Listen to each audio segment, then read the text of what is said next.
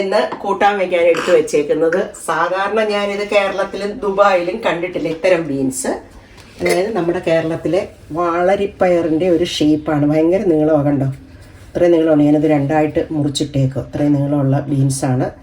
സൈഡൊന്നും ചെത്തിക്കളയാനൊന്നുമില്ല. വാളരിപ്പയറിന് ഇവിടെയൊക്കെ കട്ടി കൂടുതലല്ലേ, അതൊക്കെ ചെത്തിക്കളയണം. അതരിഞ്ഞ് വെച്ചിട്ട് ഒരു തോരൻ ഉണ്ടാക്കാന്നുള്ള നോർമൽ നമ്മുടെ ബീൻസ് തോരൻ വയ്ക്കുന്ന മാതിരി ഈ ബീൻസ് കൊണ്ട് നമുക്ക് തോരൻ വയ്ക്കാം. അപ്പം അത് തുടങ്ങാം. അതിനെല്ലാം അരിഞ്ഞ് വൃത്തിയാക്കി വെച്ചേക്കുകയാണ്. പാൻ അടുപ്പയിൽ വെച്ചിട്ടുണ്ട്, അത് ചൂടായിക്കൊണ്ടിരിക്കുന്നു. അതിലേക്ക് നമുക്ക് ഒരു സ്പൂൺ വെളിച്ചെണ്ണ ഒഴിച്ചു കൊടുക്കാം. വെളിച്ചെണ്ണ ഉണ്ടോ നല്ല ഐസായിട്ടിരിക്കുന്നത്. ഇങ്ങനെ ഇരിക്കുന്നതുകൊണ്ട് എനിക്ക് സത്യം പറഞ്ഞാൽ അളവ് പോലും അറിയത്തില്ല കേട്ടോ. ഒരു സ്പൂണൊക്കെ ഇട്ട് കഴിഞ്ഞാൽ ഇത് ഒത്തിരി അങ്ങ് കൂടും. പിന്നെ എന്തോ തരത്തിൽ ഇവിടുത്തെ വെളിച്ചെണ്ണയ്ക്ക് നമ്മുടെ നാട്ടിലെ വെളിച്ചെണ്ണയെക്കാട്ടിലും നല്ല മണവും ടേസ്റ്റുമാണ്. അപ്പോൾ ഒരു ശകലം വെളിച്ചെണ്ണ ഇട്ടു. ഇതിലൊക്കെ കടുക് വറക്കാൻ താല്പര്യമുള്ളവർക്ക് ഇച്ചിരി കടുക് ഇടാം.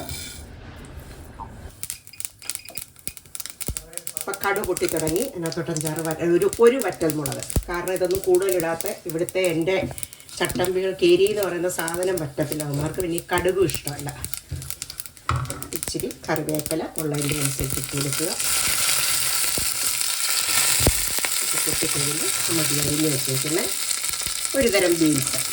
എന്തോ മുളക് അതിൻ്റെ പേര്? ഇവിടെ സ്റ്റാങ്ങിൻ പറയുന്നത്. ആൾഡിന്ന് വാങ്ങിച്ചതാണ്. പക്ഷേ തോരൻ വെച്ച് കൂട്ടിയിട്ടുണ്ട്, നല്ല ടേസ്റ്റാണ്. ഒരു ബീൻസിൻ്റെ അതേ രുചി തന്നെയാണ്. എന്നാൽ നമ്മുടെ നാട്ടിലെ വാളരിപ്പയറിൻ്റെ ടേസ്റ്റ് കിട്ടില്ല. തന്നെ ആദ്യം ഞാൻ വിചാരിച്ചതായിരിക്കും എന്നാണ് വിചാരിച്ചത്. ഞാൻ ദുബായിൽ അങ്ങനെ ഒരുപാട് കണ്ടിട്ടില്ല. ക്യാരിഫോറിലോ മറ്റൊരു പ്രാവശ്യം ഒന്ന് കണ്ടു.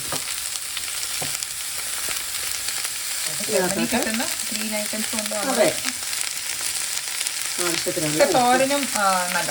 തോരൻ മാത്രമേ വെച്ചിട്ടുള്ളൂ. അമ്മ പറഞ്ഞ അവിയലും ഒക്കെ നല്ല കഴിഞ്ഞോണ്ടിട്ടായിരുന്നു. നമുക്ക് കിട്ടുന്ന സാധനം ഇപ്പോൾ ഇല്ല, കേരളത്തിലെ പോലെ പച്ചക്കറി ഇല്ല എന്ന് പറഞ്ഞുകൊണ്ട് നമ്മൾ മാറി നിൽക്കേണ്ട കാര്യമൊന്നുമില്ല. കൈ കിട്ടുന്നത് വെച്ചിട്ട് ടേസ്റ്റായിട്ട് ഉണ്ടാക്കി നോക്കുക. അപ്പം ഉപ്പും കൂടി ഇട്ടിട്ട് ഇതിനെ ഒരു 2-3 മിനിറ്റ് നമുക്കൊന്ന് അടച്ച് വെച്ച് ഒന്ന് ആവി വെക്കാം. വെള്ളമൊന്നും ഒഴിക്കില്ല. ഇങ്ങനെ ഒന്ന് അടച്ച് വെക്കാം. ഇത് ആവി കയറുന്ന സമയത്ത് നമുക്കൊരു അരപ്പ് തയ്യാറാക്കണം. അതും വളരെ സിമ്പിളാണ്. ഒരു മുറി തേങ്ങ ഉള്ളതിൻ്റെ അനുസരിച്ച്. ഇവിടെ ഇപ്പോൾ ഞാൻ തേങ്ങയൊക്കെ കുറച്ചാണ് എടുത്തേക്കുന്നത്. തേങ്ങ, മഞ്ഞൾപ്പൊടി, വെളുത്തുള്ളി, ഒരു പച്ചമുളക്.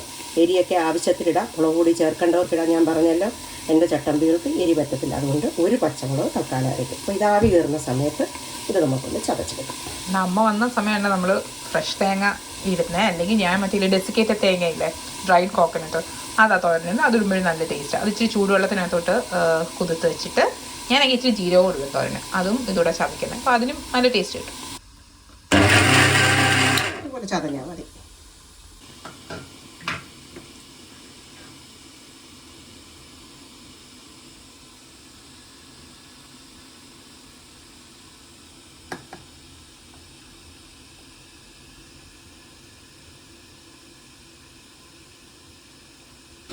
അപ്പോൾ ഒരു 3 മിനിറ്റ് ഞാൻ അടച്ചു വെച്ചു. നല്ല പോലെ വെന്തിട്ടുണ്ട്. വേണ്ട, അതിൻ്റെ പച്ച കളർ ഒന്നും നഷ്ടപ്പെടത്തില്ല. നല്ല സൂപ്പറായിട്ട് വെന്തിട്ടുണ്ട്. അത് വളരെ ഹെൽത്തി ആയിട്ട്, വലിയ ഓയിലും ഒന്നും വേണ്ട. തേങ്ങയൊക്കെ ഉള്ളതിൻ്റെ അനുസരിച്ച് ഒക്കെ വേണം ഉപയോഗിക്കാൻ. ഇത്ര അളവൊന്നുമില്ല തേങ്ങയ്ക്കൊന്നും. ഞാനിപ്പോൾ ഇച്ചിരി നല്ലപോലെ ഇട്ടിട്ടുണ്ട്. ഈ തേങ്ങയുടെ പച്ചച്ചുവ മാറാൻ വേണ്ടി ഒരു സ്പൂൺ വെള്ളവും കൂടെ മിക്സി കഴുകി അതിനകത്തോട്ട് ഒഴിച്ചിട്ട് നമുക്ക് ഒരു 10-20 സെക്കൻഡ് ഒന്ന് അടച്ച് വെക്കാം.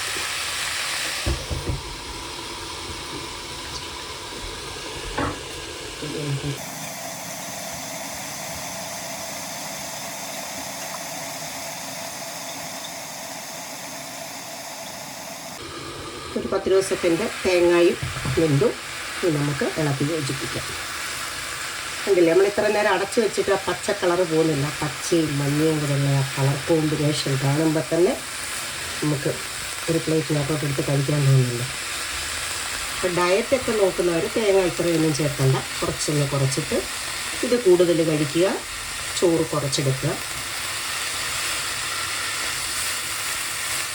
അപ്പോൾ ഏത് നാട്ടിൽ പോയാലും നമുക്ക് അവിടെ കിട്ടുന്ന പച്ചക്കറി ഏതോ അത് വെച്ചിട്ട് നമ്മുടെ നാടൻ സ്റ്റൈലിലൊക്കെ ഉണ്ടാക്കി ഒന്ന് ട്രൈ ചെയ്ത് നോക്കണം.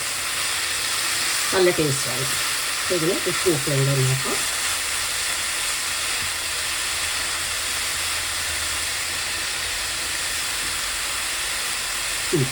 ഉപ്പൊക്കെ ഉണ്ട്, നല്ല രുചിയുണ്ട്. ഇത് ഞാൻ പറഞ്ഞ എരി വേണമെന്നവർക്ക് മുളക് പൊടിയോ പച്ചമുളകോ കൂടുതൽ ചേർക്കാം. ഇത്രയുള്ള സംഗതി.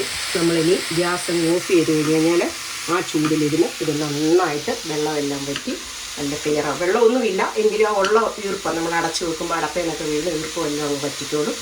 അപ്പോൾ ഇതുപോലെ എല്ലാവരും ഇത്തരം ബീഡ്സ് കിട്ടുമ്പോൾ വാങ്ങിച്ചൊന്ന് ട്രൈ ചെയ്ത് നോക്കണം. അപ്പോൾ അടുത്ത ഇതുപോലുള്ള കൊച്ചു കൊച്ചു വിഭവങ്ങൾ, എളുപ്പമുള്ള വിഭവങ്ങളുമായിട്ട് വീണ്ടും കാണുന്നതുവരെ എല്ലാവർക്കും നമസ്കാരം. ഇവിടെ